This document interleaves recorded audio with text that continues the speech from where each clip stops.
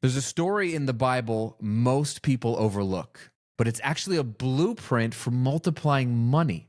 In just a few verses, Jesus shows us that making money is a game, one with rules, risks, and rewards.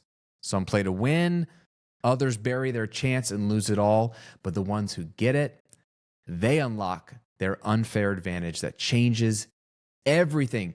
Once I saw this, I couldn't unsee it. So today I want to unpack it with you together. And before we jump in and read this passage, I just want to pause and say it's fascinating to me how few people understand what the Bible really is. I mean, most people, let's just say most Christians, I don't know, because maybe non-Christians don't even read the Bible. Many do. But most Christians think the Bible is a book of rules or it's a book of morality, when it's really not. Even they limit it to just being a spiritual book, that it's only about how to get into heaven. That is not the purpose of the Bible. In fact, the more you read the Bible, you realize that heaven's actually coming down to earth, and it's all about establishing God's kingdom. And so it's a book about the way God's kingdom should be run, the way things should be done, the way people should be treated, the way happiness is found, the way relationships flourish, the way to create and sustain wealth and to improve the livelihood of your family, the way to be a blessing and to create a life of blessing. There's so much instruction in this book on how to be a husband or a wife, how to raise your kids, how to multiply your money, how to start a business, how to change the world, like how to be healthy, like even how to eat. Like there's all kinds of helpful, practical things in the Bible. And so, yes, there are spiritual conversations and spiritual topics, but if you pay attention, especially to the teachings of Jesus, because he always would have multiple layers of meanings, there would be the initial spiritual teaching, and then there would be these practical layers of life teaching. It is a book on how to live the most incredible life ever, written by the person who designed life and humans. So if anyone knows how we're wired and what it takes to flourish as a human being, it's the God that created us. And so there's so much missed opportunity if you read the Bible as just a book of morality. In fact, you realize it's not about morality at all. None of us are moral. None of us are good. That's why Jesus had to come in the first place, to be our substitute. But that's a conversation for another day. Today, we're talking about this game of money, this unfair advantage that we have if we pay attention to it. And Jesus writes about it and speaks about it in one of his most famous parables. Again, Jesus taught in parables, which are stories. He'll tell a fake story, a fiction story, like here's a movie, or here's a book, or here's a novel, here's a story that has a lesson in it. The way he would teach was to teach through parables. So he tells all these stories. And in Matthew chapter 25, there's a very famous parable called the parable of the talents, sometimes called the parable of the three servants. But I'm going to read and summarize part of it, and then we're going to unpack it. So hang with me, listen, like pay attention. Like please pay attention. There is something for your life. If you're struggling with your money situation, if you need to make more money, if you need to have more money, if you need to get your family out of a financial hole, if you need to increase your revenue in your business, like do not overlook, like this is the secret stuff. This is like we can talk about tactics and money making and business all day, but if you don't get this, you're like running uphill with the rest of us that know this stuff, or running downhill. It's a lot easier when you're going downhill. So Jesus is teaching about the kingdom of heaven. He says in verse 14 of chapter 25 of Matthew, again, the kingdom of heaven can be illustrated by the story of a man going on a long trip. He called together his servants and entrusted his money to them while he was gone. Very important. He entrusted his money to them while he was gone. He gave 5 bags of silver to one, 2 bags of silver to another, and 1 bag of silver to the last, dividing it in proportion to their abilities. Key verse as well. He then left on his trip. The servant who received the 5 bags of silver began to invest the money and earned 5 more. He 2x'd his money. The servant with 2 bags of silver also went to work and earned 2 more. He also 2x his money. But the servant who received the 1 bag of silver dug a hole in the ground and hid the master's money. So those are the 3 servants. They've been entrusted with 3 different amounts of money. 2 of them went and invested and multiplied their money. They ended up doubling their money. The one guy, the third one, buried his and just sat on it, hang on to it. And then I'm going to summarize a lot, but the master comes back after his long trip, and he wants to know how they used his money. That's verse 19. He called them to give an account of how they had used his money, not their money, his money. The servant of whom had entrusted the 5 bags of silver came forward with 5 more. And he said, Master, you gave me 5 bags of silver to invest, and I've earned 5 more. The master was full of praise. Well done, my good and faithful servant. You have been faithful in handling this small amount. So now I will give you many more responsibilities. Let's celebrate together. Verse 22, the servant who had received 2 bags of silver came forward, and the master said, he said, Master, you gave me 2 bags of silver to invest, and I've earned 2 more. The master says the same thing to him. Well done, good and faithful servant. You've been faithful in handling this small amount. Now I will give you many more responsibilities. Let's celebrate together. Verse 24, then the servant with the 1 bag of silver came and said, Master, I knew you were a harsh man, harvesting crops you didn't plant, gathering crops you didn't cultivate. I was afraid I would lose your money. Key verse. I was afraid I would lose your money. Such a statement of lack right there, right? Scarcity thinking. Fear and focus on losing what we have. So I hid it in the earth. Look, here is your money back. But the master replied, you wicked and lazy servant. If you knew I harvested crops I didn't plant and gathered crops I didn't cultivate, why didn't you deposit my money in the bank? At least I could have gotten some interest on it. Then he ordered, take the money from this servant and give it to the one with the 10 bags of silver. Verse 29, to those who use, this is the punchline. This is Jesus' punchline. Here's his lesson. To those who use well what they are given, even more will be given, and they will have an abundance. But from those who do nothing, even what little they have will be taken away. Ooh.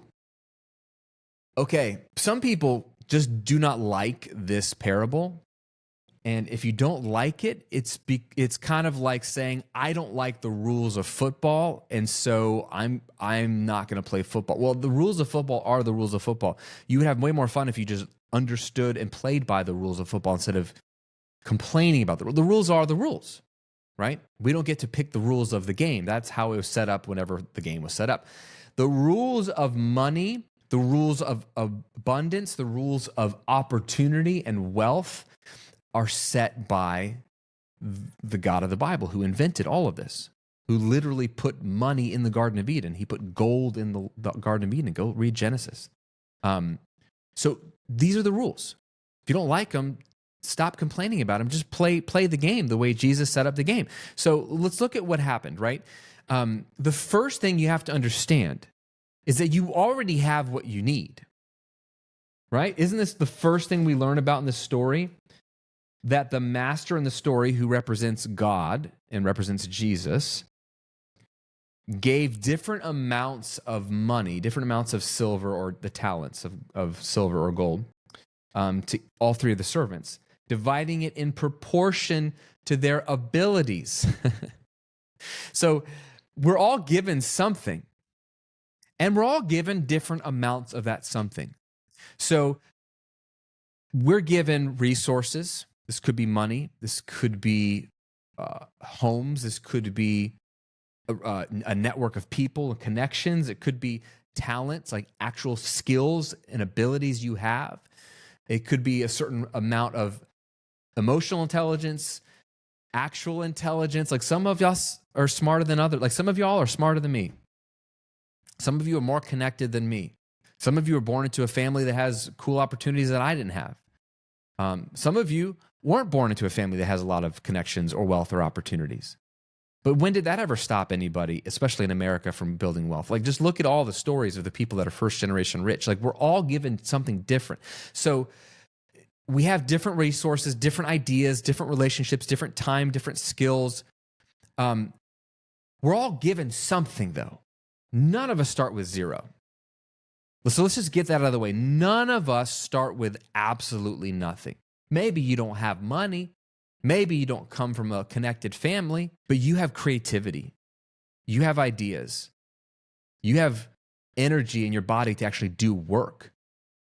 You have a drive or an ambition. Like if you're listening to the show, you probably have a drive or an ambition that most don't. That is a gift that was given to you. If you're listening to this, you have access to the internet. That is a gift that literally not every human being on the planet has. So we're all given something. The question is, are you going to focus on what you don't have, or what on she has, or he has, or are you going to focus on what you do have? Because the rules of the game state you must use what you have well, not what you don't have. God doesn't expect you to do anything with something you don't have. Okay? I didn't know a single entrepreneur. I didn't have wealth growing up. I had a middle-class existence, so I wasn't poor. So I had more than a lot of other people, but I didn't have what I have now. I didn't even have the vision or the creativity to even imagine making 6 figures a year. I couldn't even wrap my head around what would be possible if I had $100,000 a year coming in. That's insane. I do that in a week now. Like that, but that's insane to think about, that I had no vision for that. I had no one helping me. I had no entrepreneur in the family to model. I didn't know what was possible. Some of you did, though. Some of you grew up with an entrepreneur that you knew. So you had a vision for that. The whole point is there's no excuses. You don't have a single excuse. I'm sorry. You can try to play the victim card, but guess what? That's all you're going to get. You get the benefit of being the victim. It feels good to play the victim. You can feel bad for yourself. People can feel bad for you, but it doesn't help you become wealthy. So don't do that. I wouldn't encourage you to do that. You have no excuse. I don't have an excuse. We're all given something. So it's not about how much you have or what you have. It's about what you do with what you have, how little or how much it is. That's all it's about. That you couldn't ask for anything more fair. If you look at the commendation that the master gives the 2 first servants, like the praise he gives them, it's the same. He's not like, why didn't you only make 2 bags of silver more versus this guy that made 5 bags? No, he looks at both of them and said, hey, you multiply what I gave you. I'm going to give you more opportunities. That's literally what he said. You're going to receive more responsibilities, more honor, more opportunities. They both got the same reward because they both use what they had. We all start different places. God knows that. He literally ordained it that way. That some would start further along than others. Does that sound unfair? Maybe. But what if the game doesn't matter where you start? What if the game is all about how you use what you were given? That's what Jesus is trying to tell us. So you already have what you need. Number 2, what do we learn? We learn that God expects you to multiply. The master wasn't pleased because they were faithful. He was pleased because they multiplied. That's what actually faithfulness looks like. So being faithful with what God gives you, the money, the opportunities, the resources, the time, the connections, the talent, doesn't mean sitting on it and keeping it safe.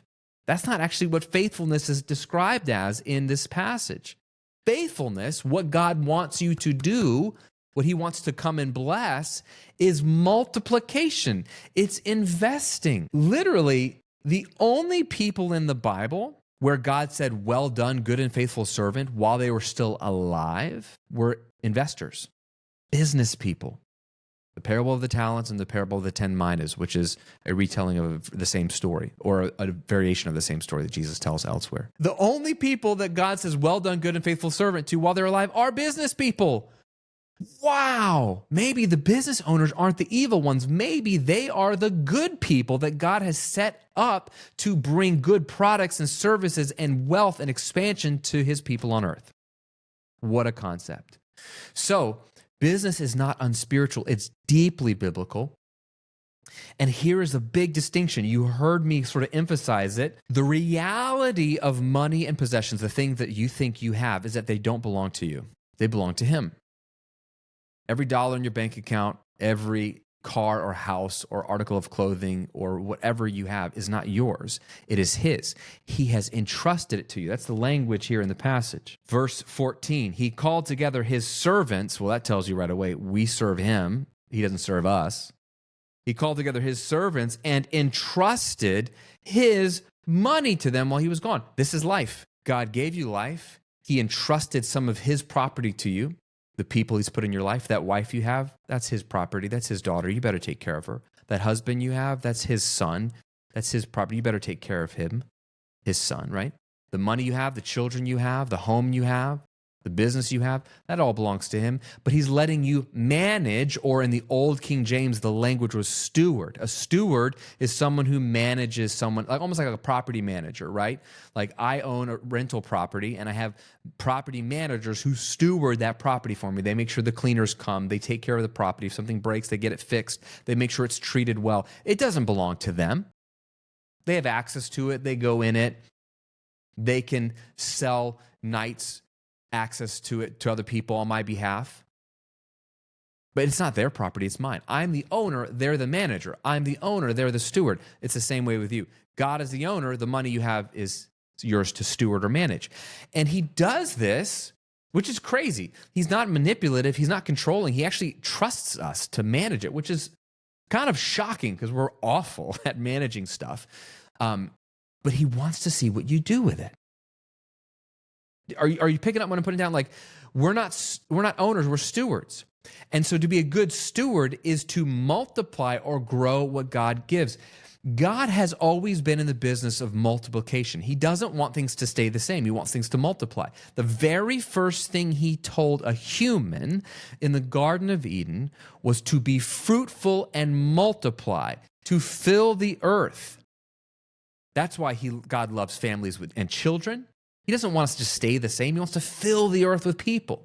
That's why God loves business. He doesn't want business to stay the same. He wants it to explode. That's why God has all these miraculous food encounters. Jesus takes food and not only makes enough food for everybody, he makes more than enough, right? Where he feeds the 5,000.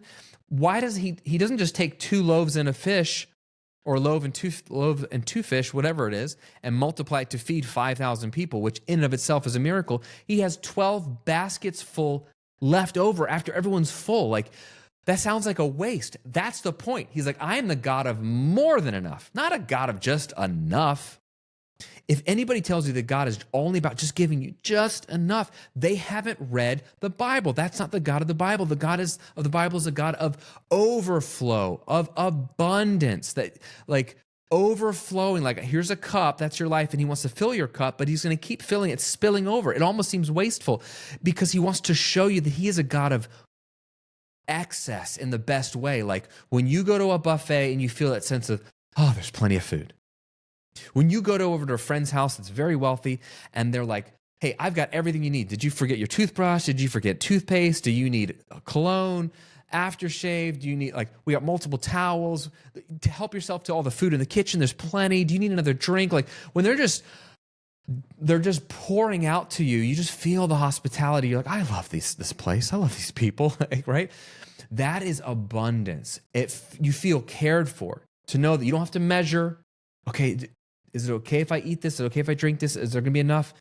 God is a God of more than enough. So he wants everything to expand. He wants his kingdom to expand. He wants his people to expand. He wants his people's wealth to expand. He wants encouragement and health to expand, healing to expand, good news to be spread to everybody. He's a God of expansion. So I'm just giving you, this is just what he wants, right? If you want his blessing, play the game his way. Multiply what he's put in your care. Because at the end of the day, this is what's crazy, is there's this tension where I'm just going to speak to the Christians in the room. A lot of the Christians are afraid to get wealthy. They're afraid to grow their business as if there's something bad about it. Friend, it is the opposite. You will have to give an account to the Lord at some point for what you did with what he gave you. If you just kept your business small because you didn't want to become greedy and you didn't want to, grow beyond your bounds, you were playing the wrong game. You were missing all of God's instruction to multiply, multiply, multiply. Now, he didn't ask you to hustle. Read the whole Bible, right? In Proverbs, it says, only a fool toils and overworks to get rich. The wise are discerning enough to desist, meaning they know enough when to stop working, right? So hustle and overwork is actually not what God says to do. But again, when we assume that to be wealthy, you have to hustle and overwork. Well, welcome to the message I'm trying to preach, right? The new book I'm writing is called The Effortless Business. Your business shouldn't feel like a hustle culture, bro marketer, like sleep when you're dead, rise and grind type of business. That's not even required to make millions of dollars and serve millions of people, not in the slightest. It's actually wiser to work less and be more strategic, to be shrewd. But that doesn't negate the fact that we're called to multiply. Grow as big as you can within the boundaries of your life and your season of life. I can't work that much. I got kids. I got a family. But I'm going to grow my business as big as I can within the confines of my life. Is this making sense? You are going to be accountable for what you did with what you were given. Did you grow it? So the two that multiplied what they were given were blessed and praised. The one who did nothing, who thought he was playing it safe, he literally says, I was afraid I would lose your money, so I hid it in the earth. Can we just stop there for a second? How many of us are afraid of losing the money, the business, the income, the leads, the whatever we have, so much so that we just bury it in the ground? We don't take risks. We don't try anything new. We don't raise our prices. We don't do joint ventures and collaborations. We don't try something bold with our content. We just play it safe, try not to lose money, keep doing the same thing we've been doing forever because it's the safe thing to do. How many of us are that third servant? We think we're actually being wise by trying not to lose our business or our money, so we hide it. And here's the sad news. You could become successful at that. This guy was. He was successful at keeping the one bag of silver he was given. He didn't lose any of it. And he said, here's your money back. I held on to it. And the master calls him wicked and lazy. What a slap in the face, man. If you want to know what Jesus thinks about playing it safe, he thinks it's wicked and lazy. Not my words, Jesus' words. Wicked and lazy. Because think about it, this is contrary to his first command in Scripture. The first thing he ever said was to be fruitful and multiply. So fruitfulness is multiplication. Fruitfulness is expansion, ever expanding in all aspects of the work. So God isn't pleased when we hoard, when we hide, when we shrink back from who we are. Fear can masquerade as wisdom. Oh, I'm just being smart. I'm playing it safe. I'm being wise. No, you're not. You're afraid. Do not confuse fear with wisdom. Wisdom leads to bold moves. Wisdom leads to expansion. Wisdom leads to taking ground. Now, wisdom involves planning, and it involves counselors, and it involves speaking to the Lord. Wisdom begins with fear of the Lord, respecting God, honoring God. Nowhere does wisdom is ever portrayed as just, being fearful and safe and playing it small. No, not at all. Playing small doesn't honor God. You want to honor God? Play a bigger game. You want God's blessing? Play a bigger game. You want God to celebrate you and give you more opportunities, more advancement? Play a bigger game. Jabez famously wrote in book of First Chronicles, I think it's chapter 4. He asked God to bless him indeed and enlarge or expand his territory, his influence. He wanted God's blessing, and he wanted God to expand his reach and his influence. You should long for expanded reach and influence. If you have something good that helps people, it is your moral obligation to sell it and give it to as many people as possible. Don't keep it to yourself. Don't keep it to your little tight-knit community. Reach as many people as you reasonably can if you truly believe in your message. That's why I do what I do. I have plenty of money. I don't need more money. You think I'm doing this for money? No, I'm doing this because this is a mission. I'm literally on a mission to help 10,000 entrepreneurs build $1 million a year business working 20 hours a week or less. How fun is that? That's going to take some work. That's why I do this show every single week. That's why I invite people to my challenge to help them grow their business and charge what they're worth. Like, because people undercharge. People don't understand high ticket. That's why I have coaching programs that help people scale to $1 million a year, working 20 hours a week or less. Like everything I'm doing is in service of this mission. Why? Because I believe I have a message that is life-giving, that will help people not only provide for their family and live a better lifestyle, but allow them to get their mission out to more people. How cool is that? So you don't want to play small because it doesn't honor God and it doesn't bring his blessing. Playing a bigger game does. So here's the unfair advantage. This is what's crazy. This is the controversial part of what Jesus taught here. Not only does he call the one who played it safe wicked and lazy, which might be offensive to people when they hear this message, he does something completely radical. Verse 28, he ordered, take the money from this servant, the third one that played it safe, and give it to the one with the 10 bags of silver. This is like classic, oh, the rich get richer and the poor get poorer. Kind of. It's not that the rich get richer. That's such a weak and whiny and victim-dripping, pathetic line. No. That's not what this passage is saying. It's saying the ones who do something with what they're entrusted with get more. That's it. Multipliers. Multipliers get more opportunities, more responsibility, and more favor. That's the unfair advantage. It seems unfair because this guy already has 10 bags of silver. This guy only has one. And now Jesus is saying, take it away from the one guy that has one bag and give it to the guy who already has the most. But if you think about this is actually the most logical thing that could ever happen. Imagine, just with me for a second, you have 3 employees at your company. And if you don't have a business, just imagine you did. And you gave each of them a $1,000 budget to grow the business. Apply it to marketing, whatever you want to do. Facebook ads, a joint venture, a $1,000 appearance fee to get me on a podcast in front of my audience, like whatever you want to do. Like you go and try to expand the business through marketing endeavors. You each get $1,000. Or let's say one guy gets $5,000, one guy gets $2,000, one guy gets $1,000.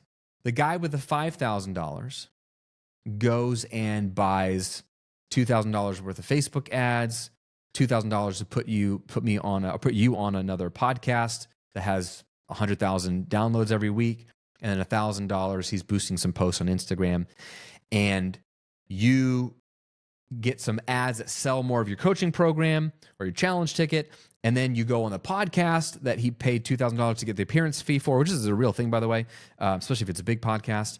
And then from that podcast, you land like 3 high-ticket clients, and all of a sudden, he comes back with a spreadsheet and says, hey, boss, you gave me $5,000 to work with for the marketing budget, and we added about $20,000 in new business.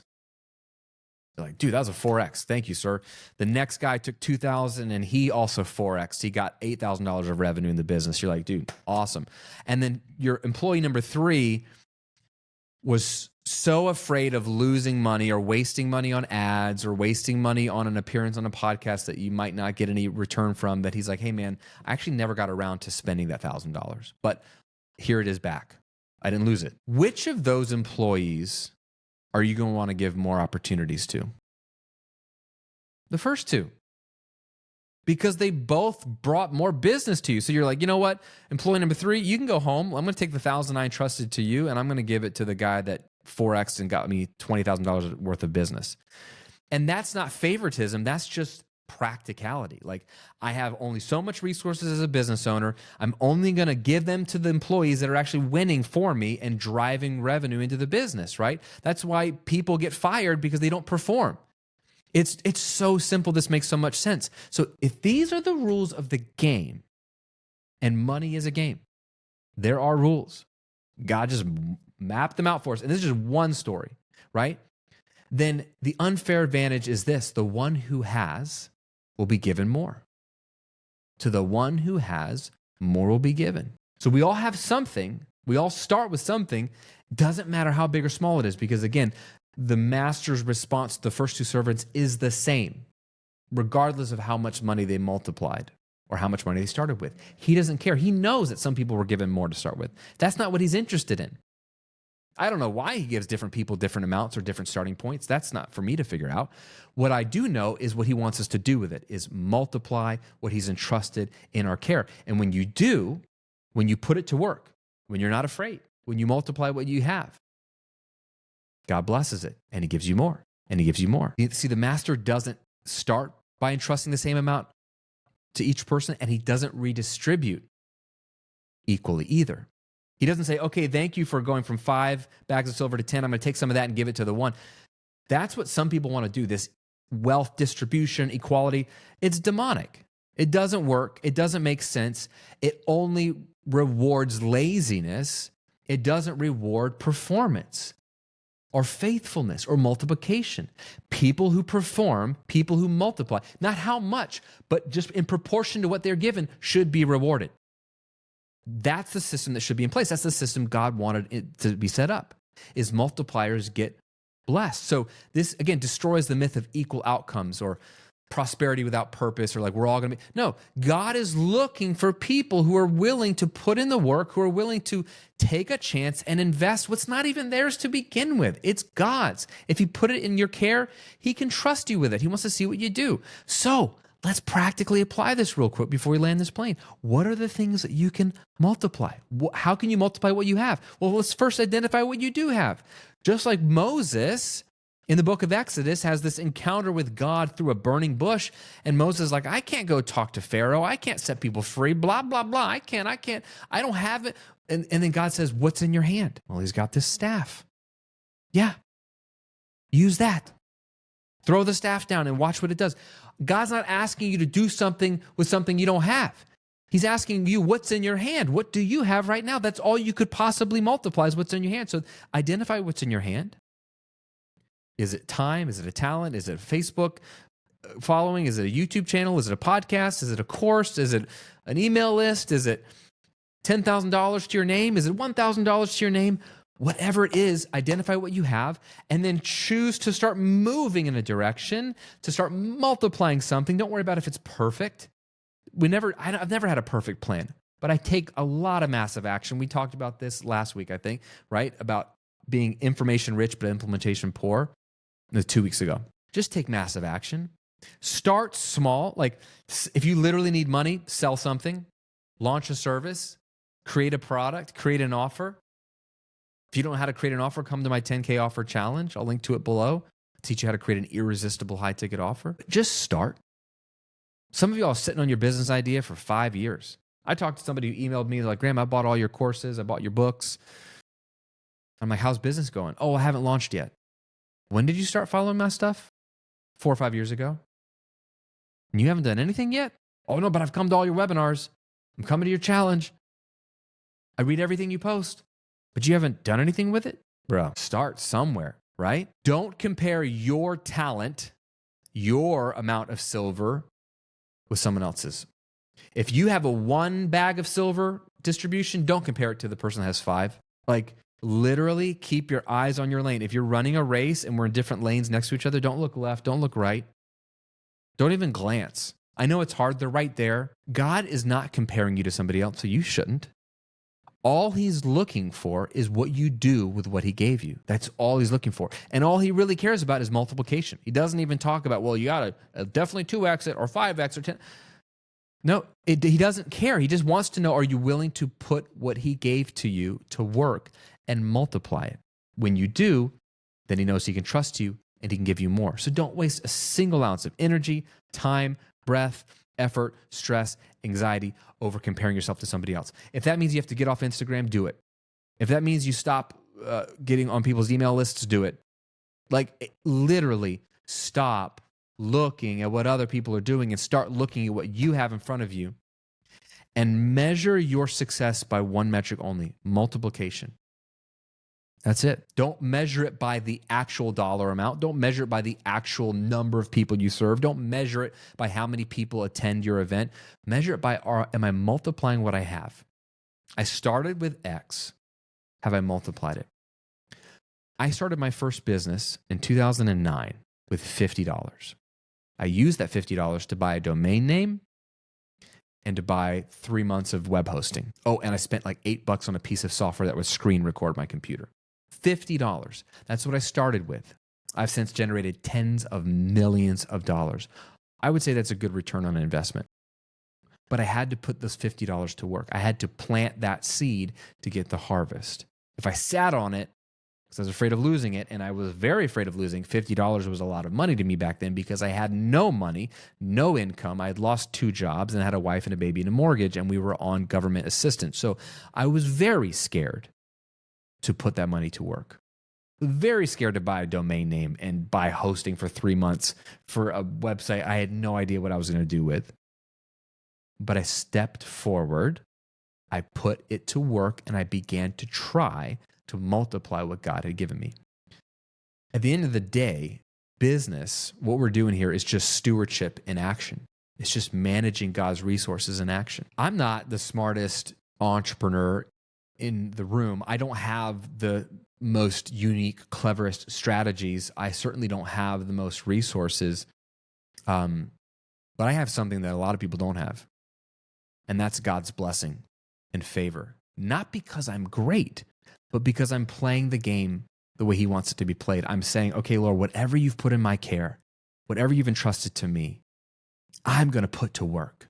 And I'm going to multiply the mess out of and let the chips fall where they may, let the outcomes be what they are. But I am not going to stop multiplying what you've given me until I'm dead, right? Because that's the game.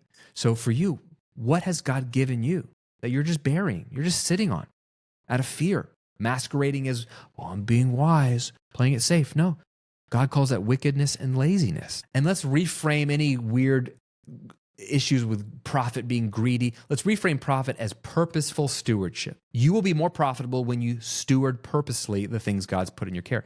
It's the result. When you faithfully manage what God's given you, the money that comes in is the applause for a job well done. It's like you're not doing it for the applause, but when you do it, you will get applause. When you do it things God's way, you will get more money. You will be blessed. It's the way He designed it. Like, I'm sorry, but you will become wealthy if you play God's game. Okay? I'd love to hear from you. If you're watching this on YouTube, leave a comment and let me know what is in your hand that you are going to start investing and multiplying. If you're listening to the podcast or even on YouTube, share it with somebody that needs to hear this. Like, if you're like, dude, you need to listen to this. This is going to change your life. Share it.